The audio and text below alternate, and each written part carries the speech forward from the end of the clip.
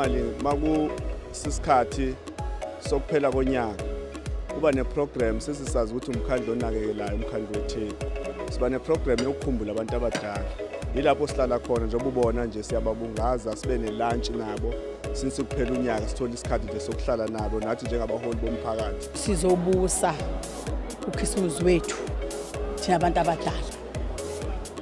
sizobusa ke njengamanje nje sijabulile kakhulu izalukwazi namakhehla azibuse namhlanje sijabule kakhulu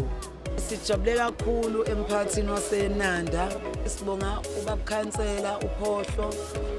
nomphathi wetheku uZandile Gumede ngokusipha ukudla siyabonga kakhulu ogogo sibafisela unyaka omusha ka2019 bakhule bangakhokhobi ngoba bakhulile vele